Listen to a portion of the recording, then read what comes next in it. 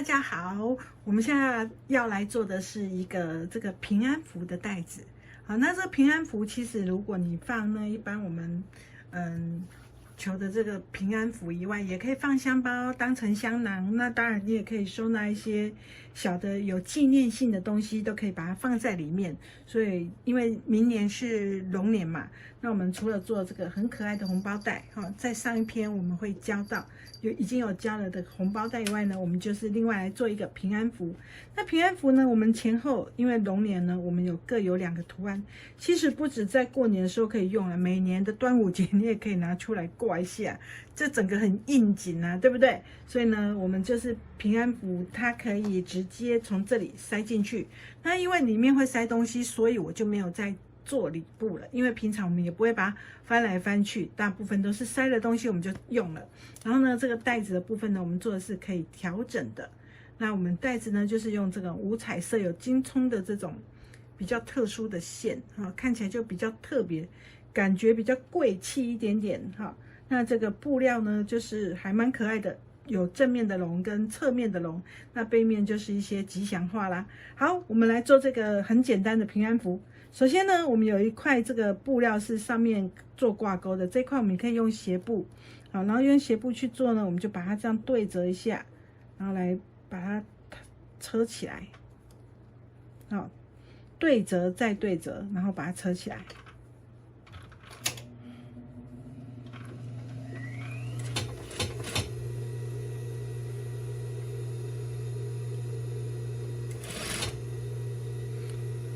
这个也不用遮得特别细啦，就还好哦 ，OK 就好。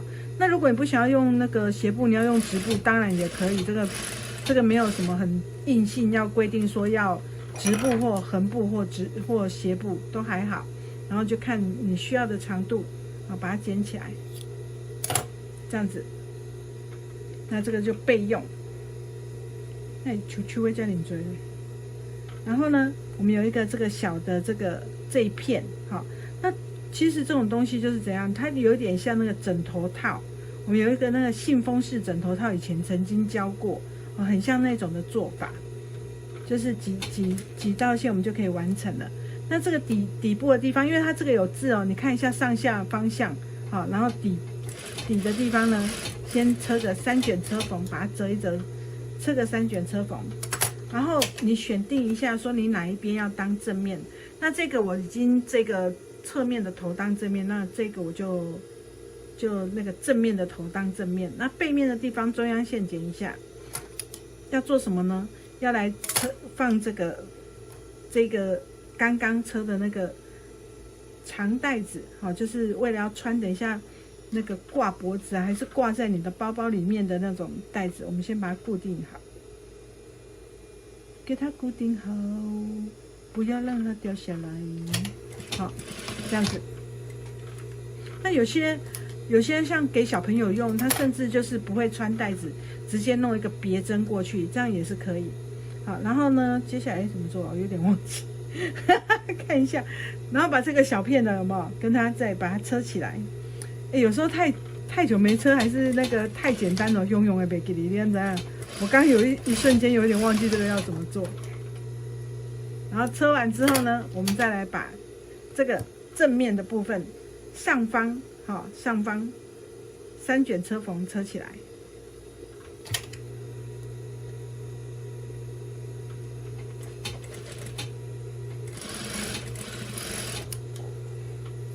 这很简单啊，真的，它都是直线，没什么困难的。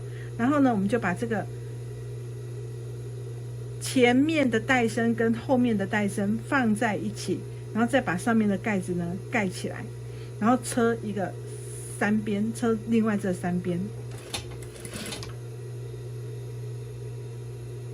不对啊，不好意思。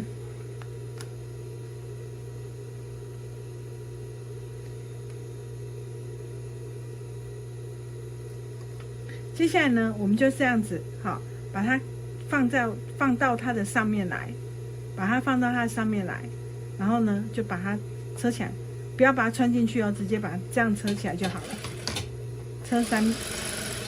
车这3边，好。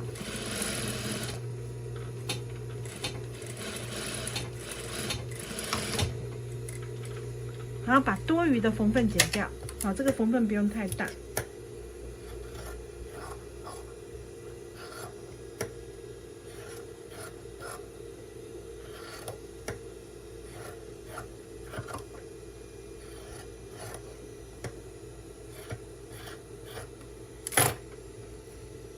接下来把它翻到正面，就完成了。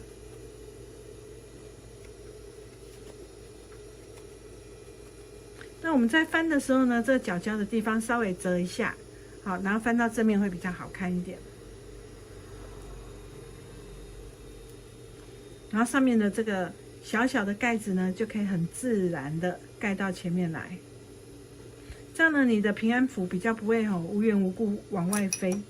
有时候拿一拿，还是在包包里面放久了它会慢慢的往上跑有摩擦力，它就会慢慢的往上跑，力争上游的感觉。那这角角我们把它挑好，这样我们的平安符呢，自己本身就已经完成了，有没有？整个很超级喜气的耶，好适合龙年哦。其实不要说龙年啦，平常也可以用，因为龙本身就是一个吉祥的这个动物算是我们中国、我们台湾啊，还有东方的这个神兽一直是很受大家欢迎的。然后呢，我们的这个要放东西的话，我们就这里打开，然后把它放进去就可以，香包啦、平安符啦、十字架啦，还是什么你都可以放。然后接下来呢，我们就要来把这个袋子呢穿过去。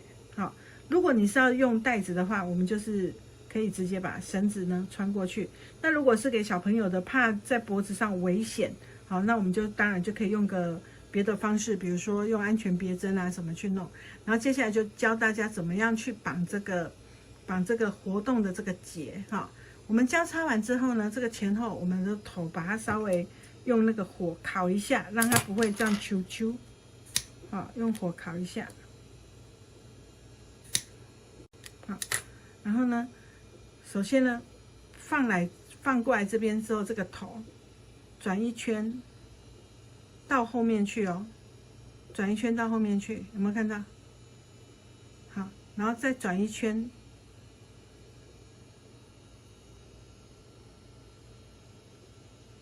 到后面去之后，绕过这两个洞，好，绕过这两个洞，然后呢，拉长就好了。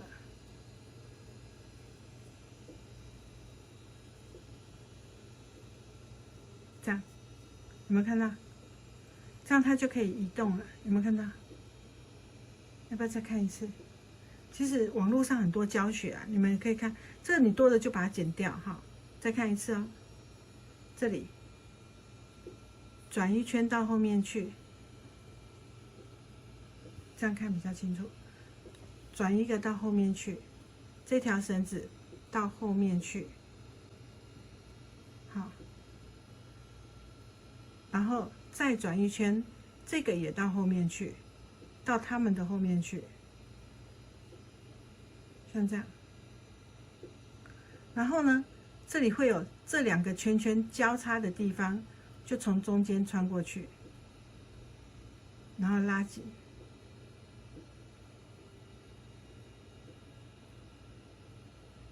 拉紧，这样呢，你就可以变成一个活动的这个环节，好，就是一个活动的结。那你就可以调整它的这个长度了。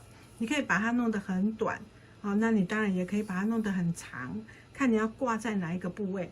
然后多余的地方呢，你再把它剪掉，好，把多余的这个剪掉，然后再一样用火烤一下，好。